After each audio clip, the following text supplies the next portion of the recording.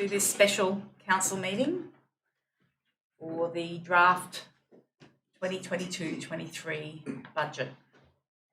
It being the allocated time, the allotted time, I'll declare this meeting open at 6:01. Kaya Marman, Kaya Yoga, Kaya Bridie, Yana Nook, Nalak Karij, Minji Alak Nini, Nalak Karij, Nija Bujabal, Wajak Nunga Bujalalak Nini, Kura, Nijie Borawan. On behalf of the town of Bassendean, I would like to acknowledge the traditional owners of the land on which we meet, the Wajak people of the Noongar Nation. May their campfires burn forever. I'd also like to remind people that our meetings are recorded and uploaded to the town's website as well as live streamed.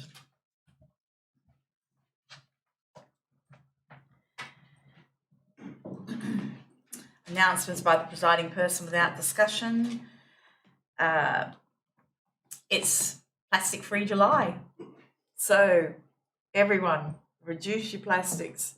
We have the state government that have banned a whole range of plastics, so it's very encouraging to see so many residents, and particularly our cafes in the town, supporting this initiative and joining in on some competitions for our community. Attendances and apologies. I think we've got a compliment except for Miss Canier and Amy. Oh, and our minutes clerk Amy as well is an apology for tonight. Declarations of interest. Councillors, do I have any declarations of interest? Councillor Polifka.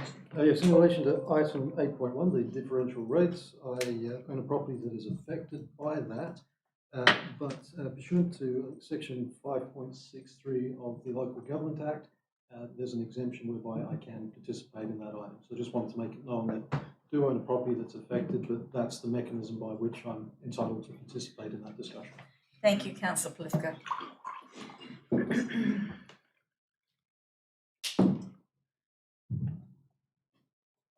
I don't believe we have any deputations tonight, nor do we have any statements from members of the public.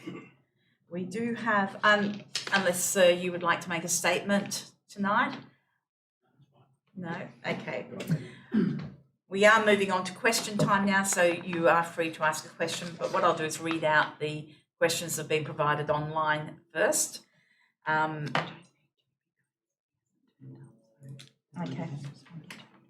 Okay, so these questions have already been responded to by the administration, and the gentleman, Mr. Yates of Thompson Road, Bassendean, has actually not attended the meeting tonight, so there's no need to read the questions out.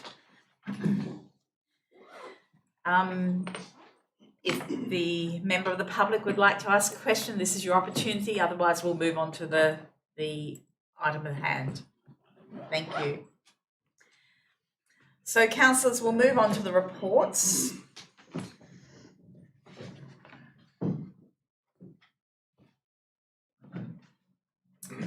And the first report relates to 8.1, the implementation of differential rates and the consideration of community submissions. So first of all, I'll ask the officer if you would like to address this matter to the councillors or the room. Thank you, Madam Mayor, and through you, Madam Mayor, just very briefly.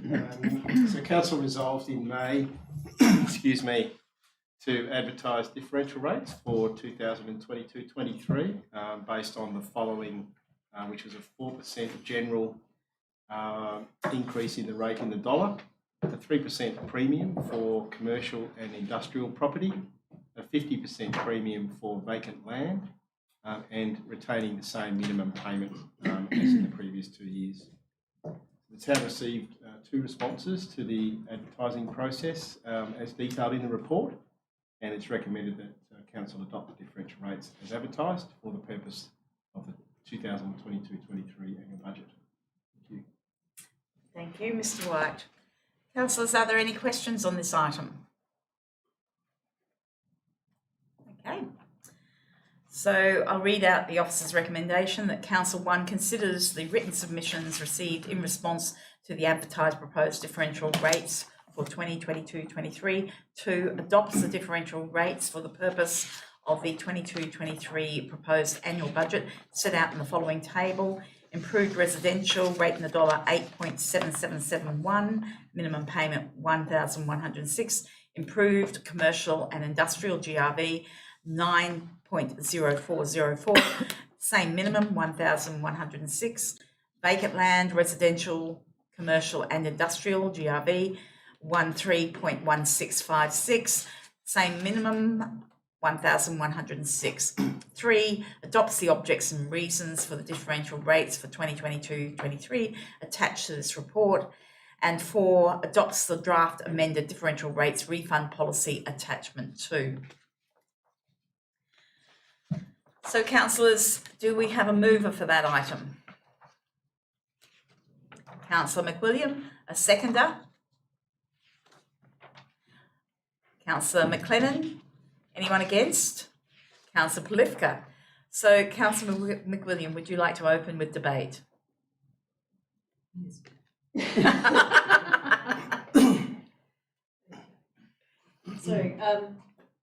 But as per the officer's recommendation, the request is that we consider the written submissions. The motion is that we consider written submissions received in response to the advertised proposed differential rates. It seems to myself and no doubt to some of my colleagues here this evening that the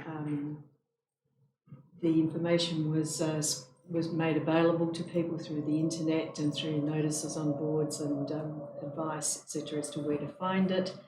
And the appropriate length of time was given to people to respond. And after that subsequent period, which I think was 21 days, Yes. There were 2 responses, both of which supported the introduction of differential rates, and in particular making it more expensive to have undeveloped land for a period of time. In terms of the differential rates for the purpose of the proposed annual budget, the table sets it out quite clearly. These are not massive changes in the rates, so people's additional costs will not be burdensome, and that's been explained to us in detail at previous meetings on this item and the budget workshops, etc.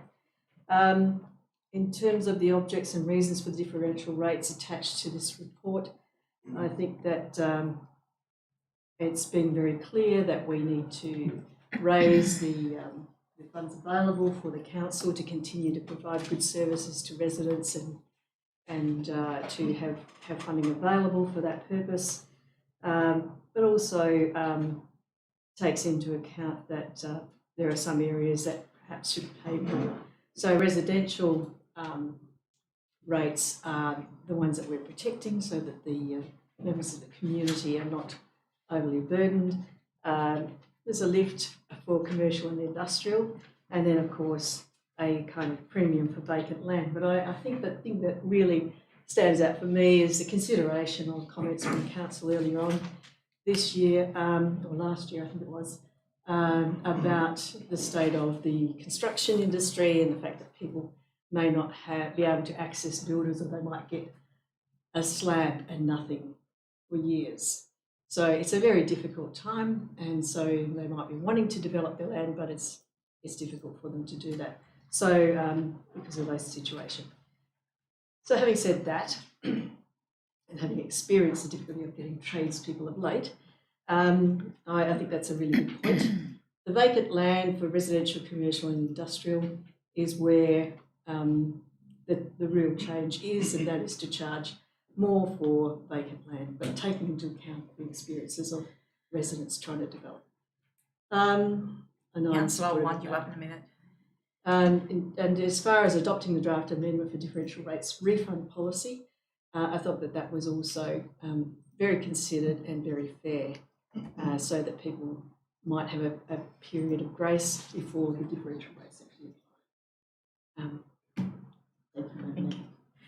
Councillor McLennan? Right, okay. Councillor Polifka? Yes, thank you, Madam Mayor. So obviously we can levy differential rates on vacant residential property. That's something we're entitled to do. So that's the first step. Can you do it? Yes.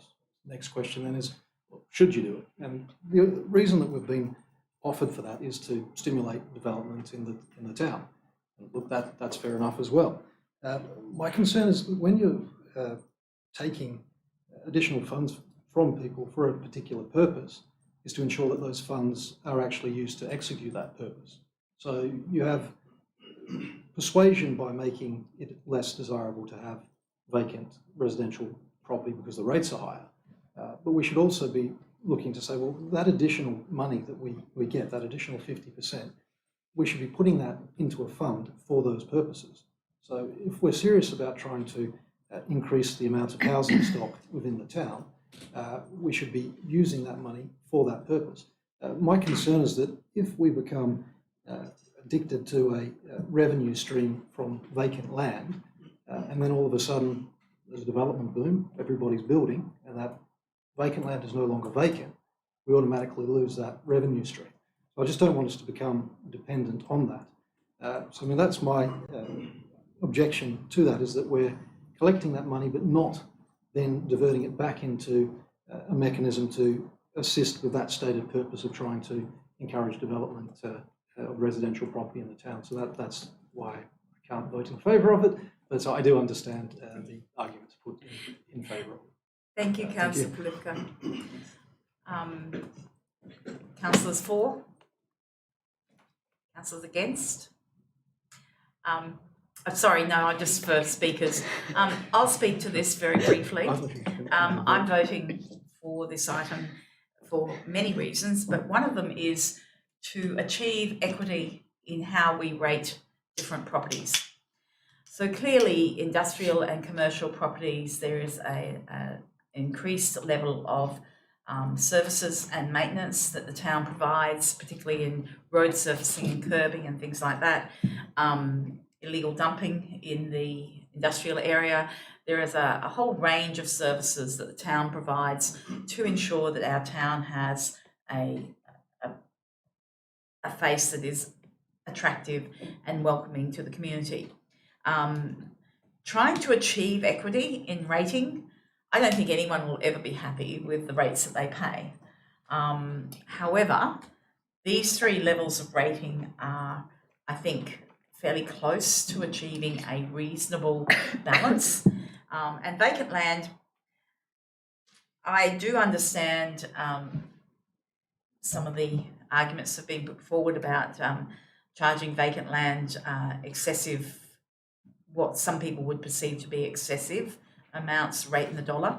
However, we do have a lot of vacant land that's been vacant for a very long time. We do have houses, perfectly good houses that are being bowled over and the land left vacant. Now that causes a problem with reducing rental stock in the area. The administration have been very, very good in responding to the council last year in creating a policy where if someone who is paying differential rates on a vacant block develops within a certain period of time, they can ask for a refund on the differential rating that they've paid. So there are mechanisms in place to encourage development, and in the interim, those people who have vacant land, as infrastructure is being put in place right throughout the town, we are improving the amenity of the town. So by default, those properties, once they do develop, are actually benefiting from improved amenity, which naturally increases property values. So I support this differential rating policy for those reasons. Any other councillors who would like to speak for or against this item? Okay, so I'm going to put it to the vote. All those in favour? Councillor Hamilton, McWilliam, McLennan, Carter, Ames, Wilding, and against? Councillor Polivka. I declare that carried. Thank you, councillors. So we'll now move to item 8.2, and again I would ask Mr. White if he would like to speak to this item. Thank you, Madam Mayor. Yes, I would thank you. Just Obviously, the purpose of this report is to present the proposed 22-23 annual budget for the town of Bassendean to council for adoption. Questions submitted by you, Madam Mayor, this morning have resulted in the identification of a couple of errors in the budget papers that I'd just like to address now. This was explained obviously in an email earlier to councillors today around lunchtime, but the first error relates to the spillway project and funding from the waste programs reserve. The proposed reserve funding was $62,000 shy as a result of a transposing error. And the second relates to the living stream, which was erroneously funded from unspent grants to the tune of $185,098, but will need to be funded from municipal funds. The net effect of these two amendments is a reduction in the drawdown of reserves of $123,098. Consequently, I would propose an amendment to Resolution 1F, which reads as follows. Transfers to reserve accounts totalling $780,763 and from reserve accounts totalling $2,160,511. The only change to the proposed officer recommendation is the final figure being $2,160,511. The rest is the same as what's in the budget papers circulated as part of the agenda. In the absence of any other changes to the budget tonight, the above amendment will result in a budgeted closing position for 22-23 falling from a surplus of $99,343 to a deficit of $23,755. And that deficit is acceptable to the administration should council adopt the budget. The full officer recommendations are set out in the report. Proposed amendments were received from the Mayor and Councillor Wilding this afternoon, and officer comments have been provided. And I'd just like to say that the budget is the culmination of significant administrative work, including substantial rework in the couple of days following the ordinary council meeting last week. And I'd like to take the opportunity to thank Raj and the finance team for their efforts in preparing the budget for council tonight. Thank you, Madam Mayor. Thank you. And I too would like to thank the staff, particularly Raja and Paul. I think you've both done an incredible job, so thank you very much. Councillors, I'll open it up to questions before we move into the item. Does anyone have any questions of the officers in respect to these items? Councillor Polifka. Thank you. And thank you for noting the change in the reserve. So it's 100,000 less than the previous year being the net flow out of the reserves.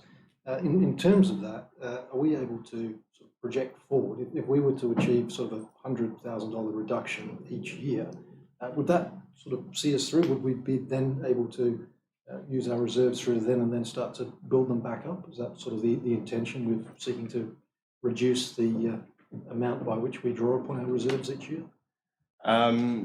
Through you, Madam Mayor, I think that's something that we fleshed out as we go through the long-term financial planning process.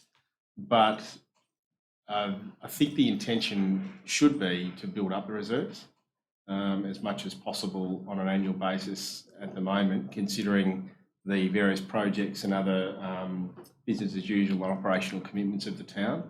I think there should be an appropriate funding of the reserve position, particularly in relation to looking at our asset management requirements. We're not likely in 1 year to go from drawing down $2 million to zero or to putting into. I mean, we're not going to have a $4 million turnaround without a significant impost on the resident. So this sort of incremental change is what's currently being affected. So we do have that goal of getting to a position where net zero drawings from the reserves and then building the reserves going forward. Is that? Yes, absolutely. That's right. And I think the drawdowns, the net drawdowns from reserves are somewhat high for 22-23, primarily as a result of carry forward capital projects, much of which is sort of funded from unspent grants and so on from 21-22. So they'll be finalised during the current year. So it would certainly be our hope and plan that the future net drawdown of reserves would be far less than what it is proposed for 22-23 for those reasons. Excellent, thank you. Thank you. If I could ask a question, Mr. Adams, before we move into the item. I did send through amendments today, Mr. Adams, and I have spoken to you today as well. The spillway amendment that I proposed was to reduce the allocation from 350,000 down to 150,000. And I note the officer response here is that you support that. Can I just ask, in preparing a feasibility, you're in the midst of doing a feasibility study for that area. Do you have any ideas of a timeline to produce the body of work that will next year allow us to do a budget allocation that may facilitate actual works at the spillway? Yes, thank you, Madam Mayor. Yeah, through you, in answer to that question, we are forecasting that the feasibility study will be complete in about November, December. We're currently monitoring the water level depths, or the groundwater level depths at Success Hill Reserve. The feasibility study of the catchment area is finalised, and there's no upstream drainage where we can make improvements there. That's not able to be created. So all the drainage does have to flow into Success Hill Reserve. So we're talking about November, December for that part of the work. We're just starting off on the community and Indigenous engagement, just to lead in with that at this stage, rather than going right into it. And then there'll be the design component. So the design component will take a few months after that's resolved. So that's going to push into March, and then then we've got winter coming up in April, May after that. So I'm hopeful that as we're going along and finding the solutions, I'm hopeful that we'll be able to start in spring next year. Okay, and so my subsequent question to that is, by reducing the allocation from 350 down to 150, does that 150,000 provide you with enough financial wriggle room to produce some of these plans that you may need to do in this coming year? Yes, thanks, Madam Mayor. That does provide us enough funding for this current the 22-23 financial year. Thank you for that. Yes. Just to clarify though, it makes no difference to the actual bottom line for budget though, does it? Because it's coming from reserves, whether we allocate 150 or 350 at this stage. Through you, Madam Mayor, that's correct. Yeah. Anyway, okay. Any other questions, councillors? Councillor Ames. Yeah, thanks, Madam Mayor, and through you to Mr. White. A very minor question, but what, I suppose, in the future training or development are our financial team going to be put under to ensure errors like this, I suppose, don't sort of pop up on a regular basis, especially so close to an opportunity where we're deciding upon some figures moving into the new financial year? And obviously, thank you, Madam Mayor, for going through all the documentation to have a fine-tooth comb. Is there anything that can be put into place moving forward that these types of errors that are turning over $120,000 so it won't happen again in the future? I don't think it's a training issue or a capability issue. I think it's a resourcing issue and a product of having 7 budget workshop councillors where things chop and change regularly, and a product of the council meeting last Tuesday where we had to recast the budget in 48 hours, which didn't provide adequate time for proper due diligence associated with normal cross-checking and things that would have occurred. So I think the finance team are all professionals. They're required to comply with the various professional requirements of organisations that they're members of, and so on. So I think, to be honest, one sort of error in a budget like this is, it's obviously not something that we would like to occur on a regular basis, but it happens. And at the end of the day, I think it's just a product of the inevitable rush to the finish line that happens generally each and every year, I think, at budget time. Thanks, Paul. Thank you. I might add to that as well and say that I think we're in a process of change in this organisation. Our systems perhaps could be a little bit more modern in years to come. So I do think that the staff have produced. I did actually ask if a week was enough time to begin with, but I do think that maybe in the future we might be mindful of just giving a little bit more breathing space between an OCM and the special council meeting for a budget. But I do thank you guys for all the work that you've done. It is really appreciated. So councillors, unless we've got any other questions, we'll actually move on to the item. So I'm just going to read out 8.2.1, that Council 1, 2022-23 annual budget adopts pursuant to the provisions of section 6.2 of the Local Government Act 1995 and Part 3 of the Local Government Financial Management Regulations 1996 and the Local Government COVID-19 Response Order 2020, the budget for the town of Bassendean for the 2022-23 financial year as contained in attachments 1 to 3, which includes the following: A, statement of comprehensive income by nature or type showing a net deficit for the year of 2,471,937. B, statement of comprehensive income by program showing a net deficit for the year of 2,471,937. C, statement of cash flows showing cash at the end of the year of 9,299,193.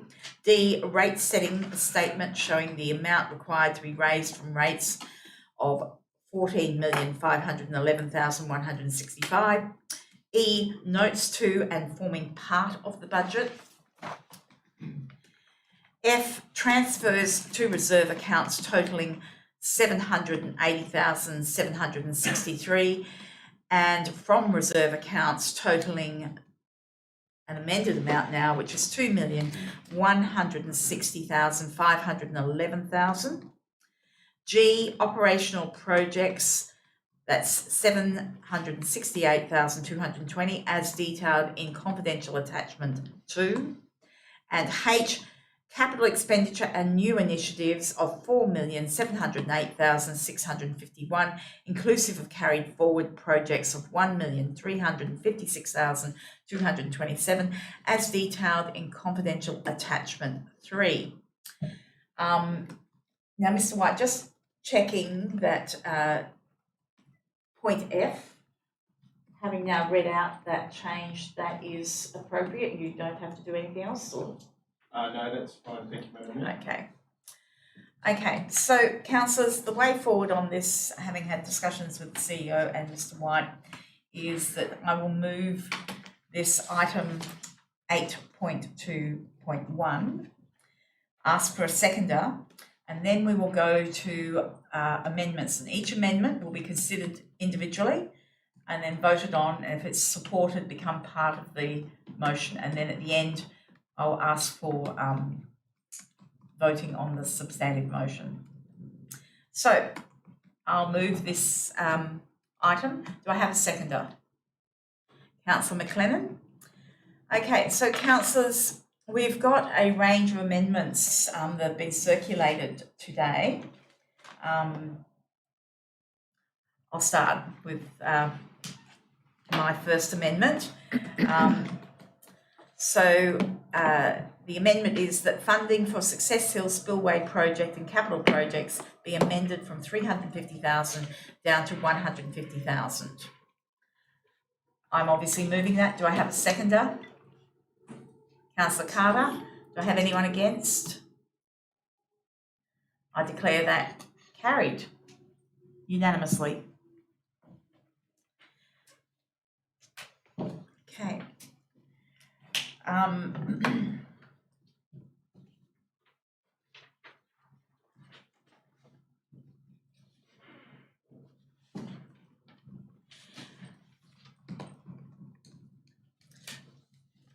Okay, I have another amendment here that the allocation for public health plan in operational projects be reduced from 30,000 down to 20,000.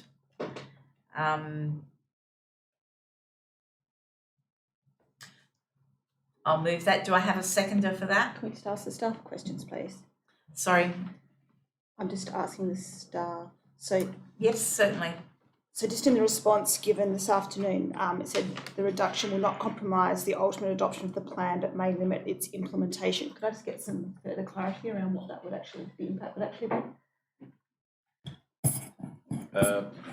Through Madam Mayor, it's probably difficult to say given the plan hasn't been adopted or let alone advertised.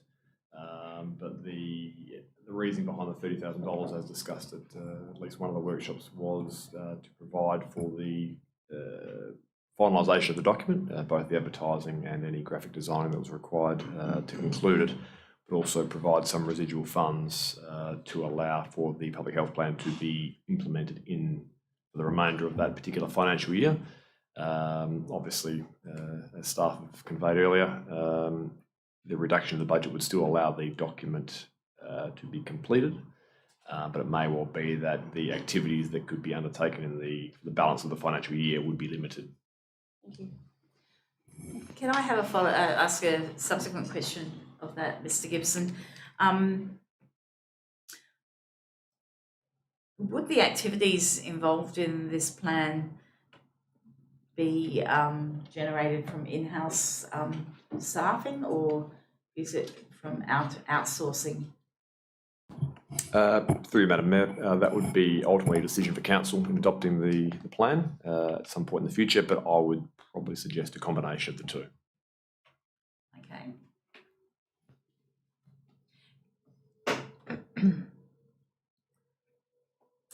I will withdraw that amendment based on the information provided by Mr. Gibson. Okay.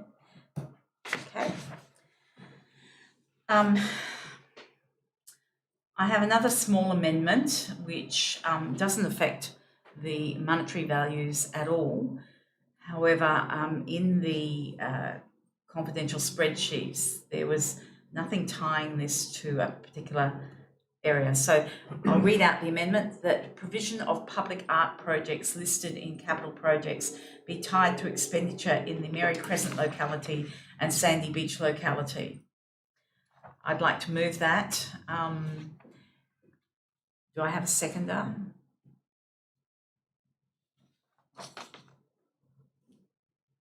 Councillor Carter. I should ask, does anyone want to ask questions on that? I'd like to ask a question, Madam Mayor. Yes. And thank you. I suppose through you, or into yourself or one of the directors, so what you're saying here is that in regards to public art projects only listed in the capital projects, to only be located in those two localities. So in saying that, not allowing for the other aspects of the town to be able to also welcome different public arts as well. Okay, so we have approximately 180,000 in a trust for public art.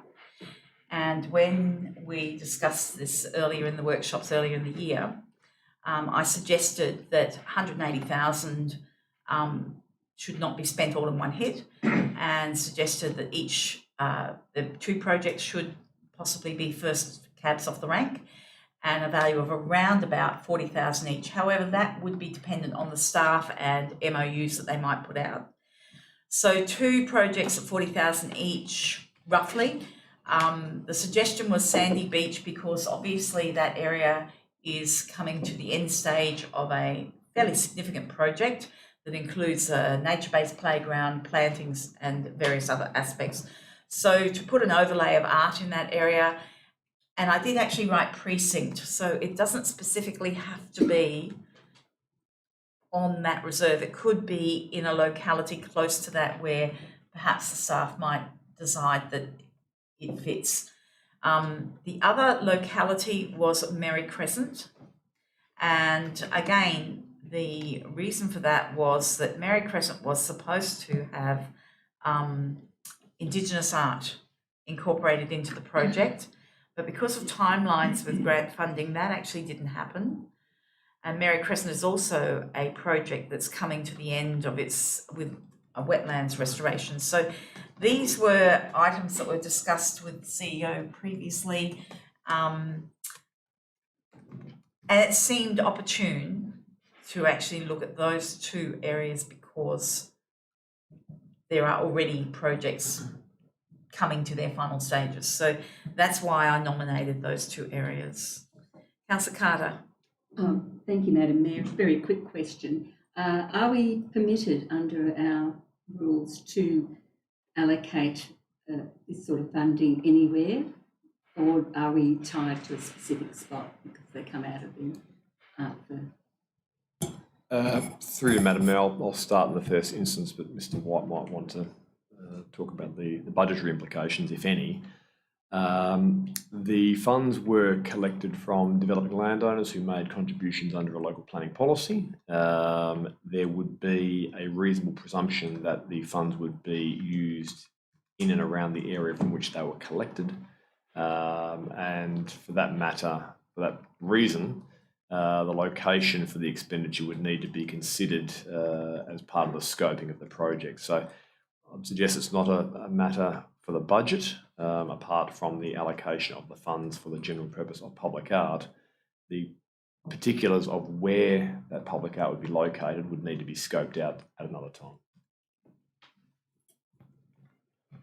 Thank you, Madam Mayor. I agree with comments from Mr. Gibson.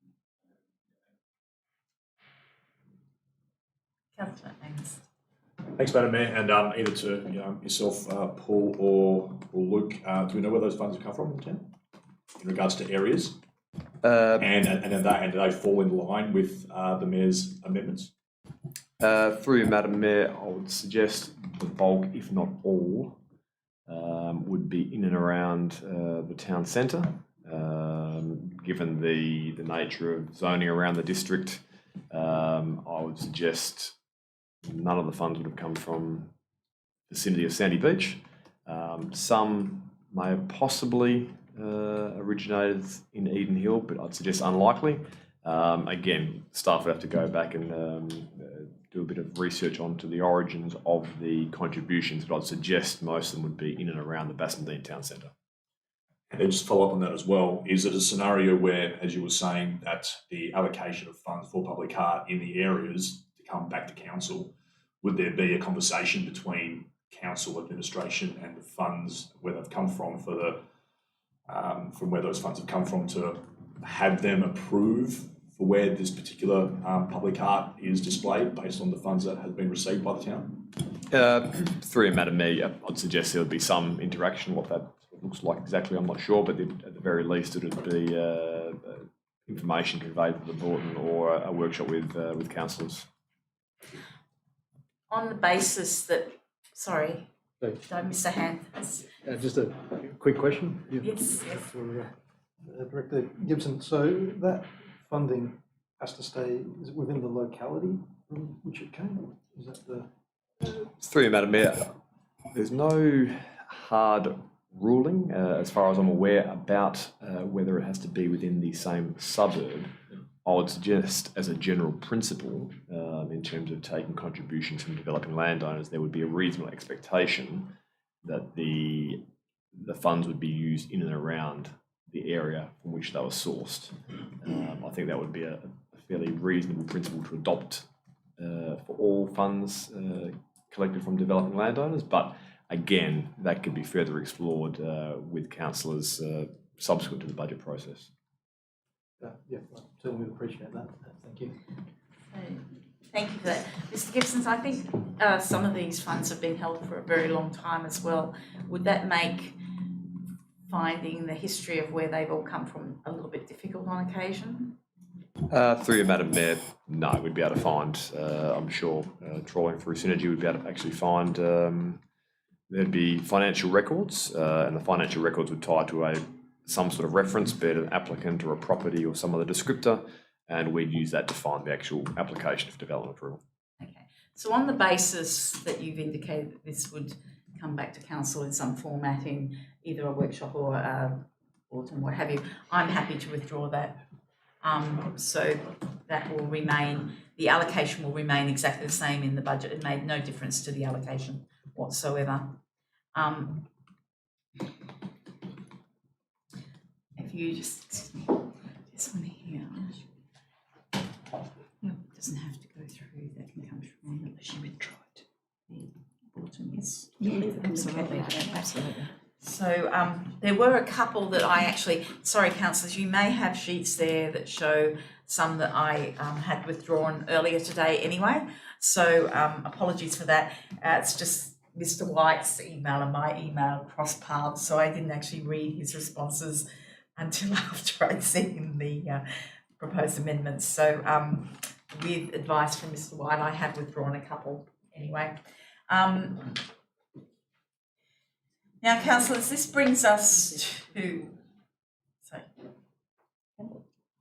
councillors, before I go to this last amendment, which may entail us going behind closed doors, I'd like to ask if any other councillors have amendments that they wish to move for this particular item. Okay, so councillors, I have an item which we would need to discuss behind closed doors. So I'd like a mover to go behind closed doors. Councillor Ames, seconded Councillor McWilliam. Anyone against? I'll declare that carried. Sir, unfortunately, it won't be long if you wanted to stay. So, It's a short time, I hate to see what.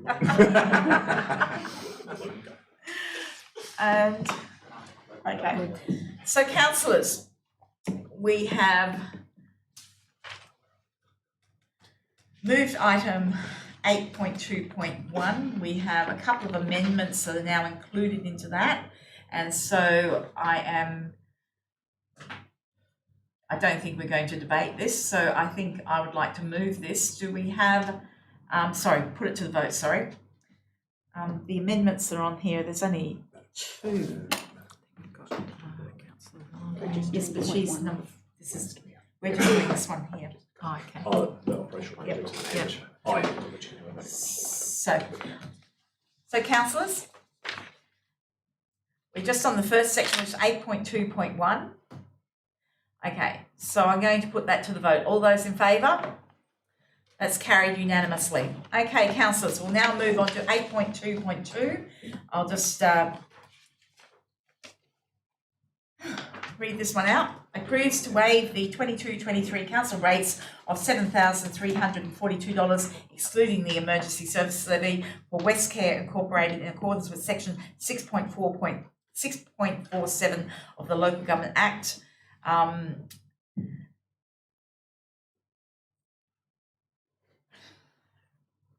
Rates, instalment, payment arrangements, administration fees, and interest, A, for the purpose of yielding the deficiency disclosed by the 22-23 annual budget pursuant to sections 6.32, sections 6.34 and 6.35 of the Local Government Act 1995 and the Local Government COVID-19 Response Order 2020 imposes the differential rate and minimum payment for the 22-23 that were advertised by public notice on 2nd June 2022 as follows. Improved residential 8.7771, improved commercial and industrial 9.0404, vacant land, residential, commercial and industrial 13.1656, all have the same minimum payment of $1,106. B, adopts the objects and reasons for the above differential rates for 2022-23 being attachment 1 in the report for item 8.1. C, imposes the following service charge for properties in the Narrup Underground Power Program. Consumer Mains Connection 2,910 and Cut and Cap Connection 1,455. D, determines that the amount of the service charge applicable for multi-unit developments within the Narrop Underground Power Program for a parent connection be shared equally among the property owners in the development according to the number of units owned. E, pursuant to Section 6.45 of the Local Government Act 1995 and Regulation 64.2 of the Local Government Financial Management Regulations 1996, nominates the following due dates for the payment of rates in full and service charges by instalments. Full payment and first instalment 26th of August 2022, second quarterly instalment 28th of October 2022, second half instalment and third quarterly instalment 11th of January 2023, fourth and final quarterly instalment 15th of March 2023. F, imposes in accordance with Section 6.45 of the Local Government Act 1995 and Regulation 67 of the Local Government Financial Management Regulations 1996, an instalment administration charge where the owner has elected to pay rates or service charges through an instalment option of $12 for each instalment after the initial instalment is paid. G, imposes in accordance with Section 6.45 3 of the Local Government Act 1995 and Regulation 68 of the Local Government Financial Management Regulations 1996, an additional interest rate of 5.5% applicable to rate and service charge instalment arrangements. Subject to this additional interest rate cannot be applied to an excluded person as defined in the Local Government COVID-19 Response Order 2020 that has been determined as experiencing genuine financial hardship as a consequence of the COVID-19 pandemic in accordance with the Council's financial hardship policy. And lastly, H, imposes in accordance with Section 6.511 of the Local Government Act 1995 and Clause 8 of the Local Government COVID-19 Response Order 2020, an interest rate of 7% applicable to overdue and unpaid rate and service charges. Subject to this interest rate cannot be applied to an excluded person as defined in the Local Government COVID-19 Response Order 2020 that has been determined. It's the same. Anyway, sorry, Madam. I'm reading it. Thank you. Second, Councillor William. All those in favour? That's carried unanimously with... For consistency, I'll vote against. I don't need to speak to it, it's fine. Okay. Councillor Wilding has just entered the room. So I put that to the vote. It was carried, with Councillor Polifka being the only one against. Councillor Wilding was absent. Does that affect the absolute majority criteria? If council, okay. Sorry, you walked back into the room just as we voted. I thought you still reading out. Yeah, that's understandable. That's very understandable. That was very long. So, and I do think... So let's start again from the top. No. I think G and H are duplicated, but that might be just me. No, they're slightly different. Oh, okay. They're Sorry different about that.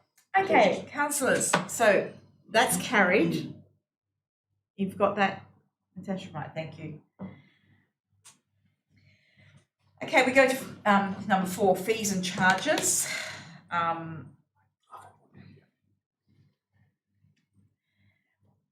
So it's 8.2.4, fees and charges. Pursuant to Section 6.16 of the Local Government Act 1995, Section 67 of the Waste Avoidance and Resource Recovery Act 2007, and Regulation 53.2 of the Building Regulations 2012, adopts the fees and charges included in the 22-23 annual budget. Now, I do have one very small amendment for that, and I would like to move this and have a seconder and then move my amendment. Councillor McLennan. Okay, so I have moved, Councillor McLennan has seconded. I'll just read out the amendment, which is really simple. that the fees for supply of additional 140 litre and 240 litre general waste bins be increased by $5 to $170 and $290 respectively. And I'm moving that. Do I have a seconder for that? I already Councillor. seconded it. This is for the amendment to attach to it. You just said you're going to move it with Move an it amendment. with the amendment, that's correct. Okay, so do I have anyone against?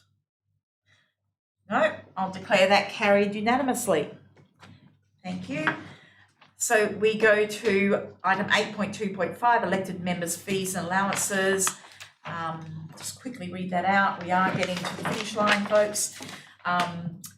A, pursuant to section 5.98 of the Local Government Act 1995 and Regulation 34 of the Local Government Administration Regulations 1996, adopts the following annual fees for payment of elected members in lieu of individual meeting attendance fees: Mayor, $25,976, councillors, $16,776.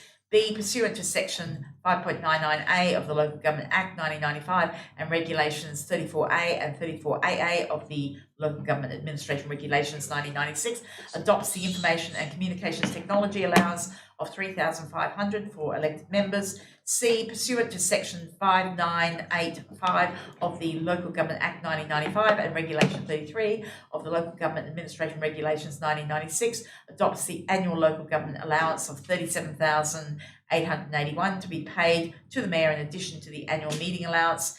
And D, pursuant to section 5.98A of the Local Government Act 1995 and Regulation 33A of the Local Government Administration Regulations 1996, adopts the annual local government allowance of $9,470 to be paid to the Deputy Mayor in addition to the annual meeting allowance.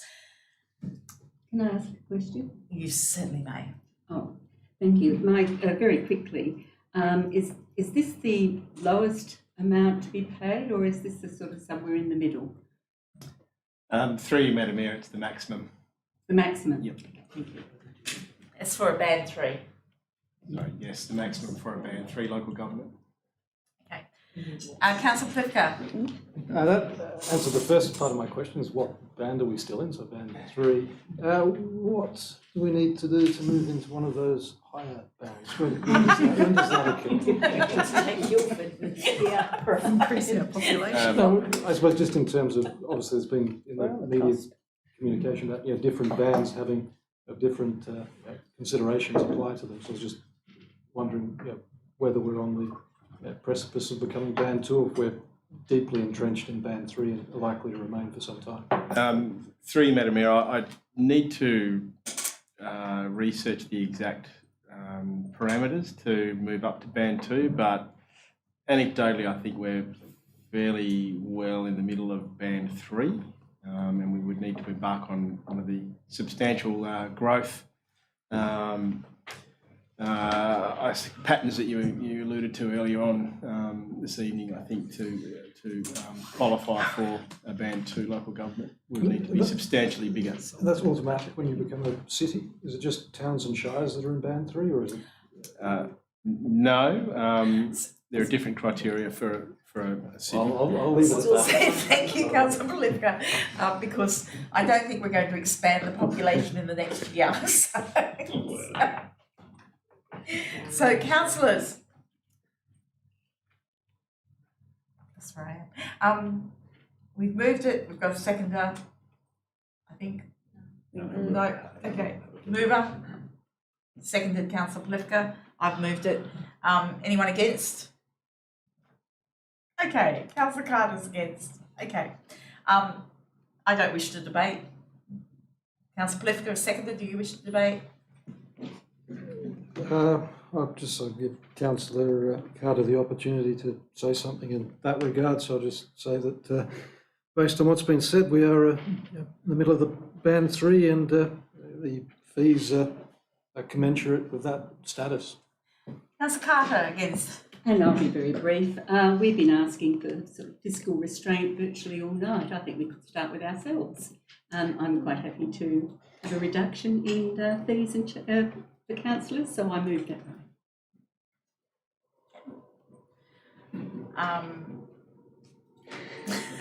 Sorry. Anyone else to debate For or against? Okay, councillors, I'm going to put this to the vote. All those in favour of the officer recommendation? Councillor Polifka, Councillor McLennan, Councillor McWilliam, Councillor Hamilton, Councillor Wilding, Councillor Ames, and against Councillor Carter. Okay. So we now come to 8.2.6, reserves, change of purpose, change in use of funds. Now this is the one where I believe Councillor Wilding has foreshadowed an amendment. And I'm just going to very quickly read out this last, or second last item.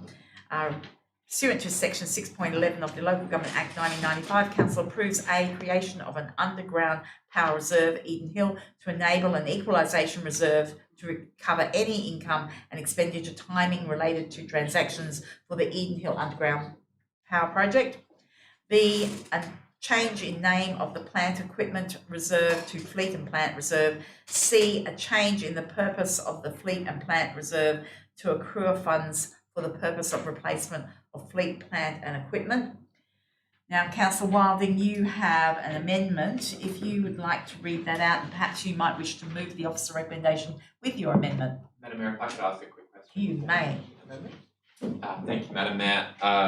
In putting forward point F of the amendment, which was $25,000 from municipal funding, I had anticipated there being some more movement within the budget than there has turned out to be. I understand that we're roughly, I think it was $23,000 deficit as it stands, and you said that was an acceptable amount. What is an acceptable amount to add to that through this motion? Okay, so through you, Madam Mayor, under the regulations, the surplus or deficit needs to be within 90% of the amount to be raised from rates. So it can be accommodated, and that we could move forward with a deficit of $25,000 plus the current $23,000, if that's what council chose. Alternatively, there may be some funds. It's likely that there would be funds available at mid-year review for this matter to be reviewed and perhaps further allocation made at that time. But that's a matter for council tonight. So, Councillor Wilding, did you wish to proceed with your amendment as circulated, or do you wish to change your amendment? Madam Mayor, I wish to make a slight change to my amendment. Okay. Would you like to read that out? Thank you. The amendment is a point D through G in addition to the existing point 6 officer recommendation. And that amendment is D, request that the bus shelter reserve be closed. E, repurpose the remaining funds from the closed reserve of $21,867 to a newly established reserve titled Events and Culture Reserve, In addition to the repurposed funds, point F, allocate $10,000 from municipal funding to the Events and Culture Reserve.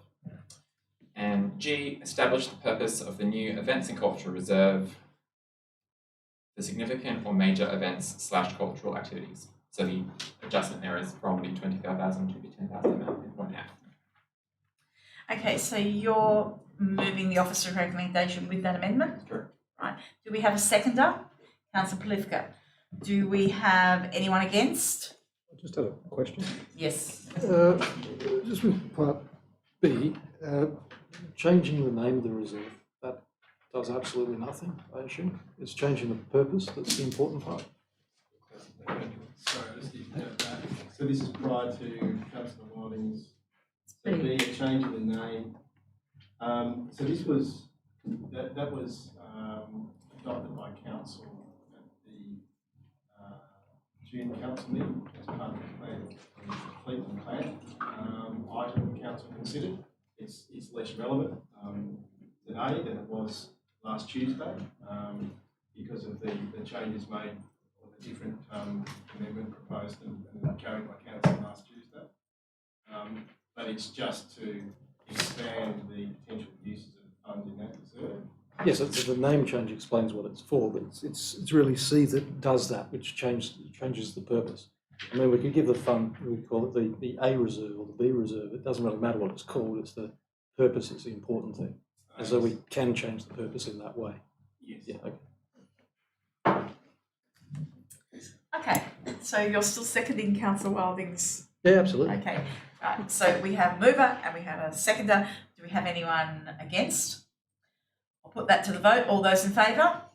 That's carried unanimously.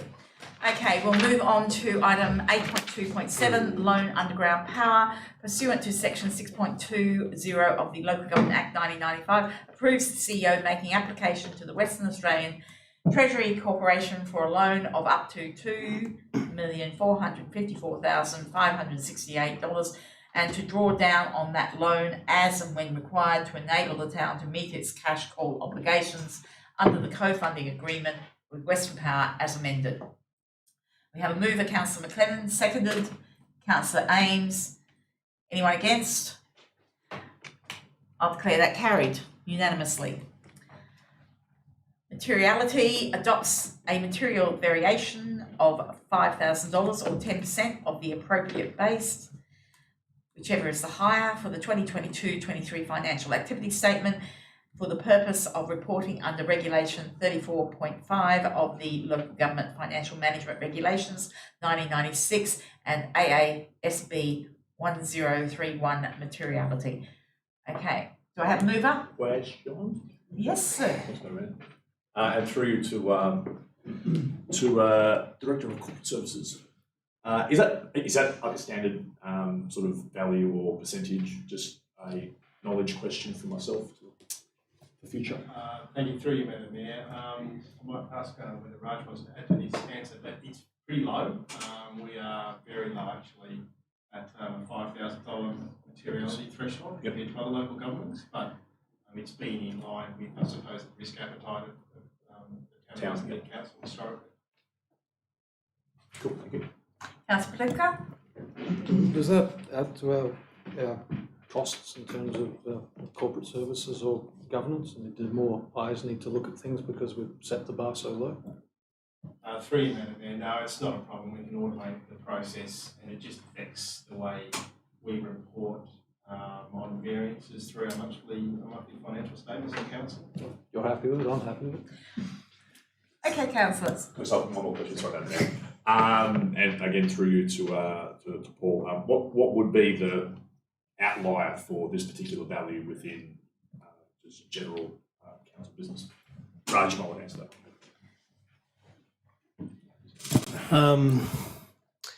The other local governments that I've worked with, ideally it shifts materiality is about $50,000 to $100,000 for large councils. Like Stirling Manor would be sitting at that level. I believe Kalamanda, which is I would say comparable, but still a bit bigger, is at $50,000. So for a council our size, probably 5 is too low. Maybe 50 is too high. So maybe somewhere in between would be great.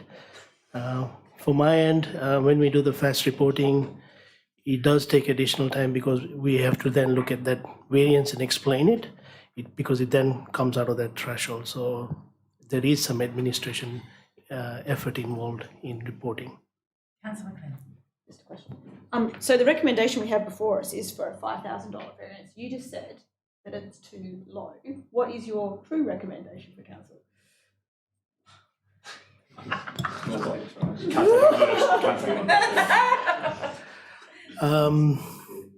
Possibly I would say 25,000, but not up to 50. That would be too high. But I think 25 would be reasonable. Can I ask a question on that? If we have so many small projects, I don't think it makes much of a difference, does it really? No, okay.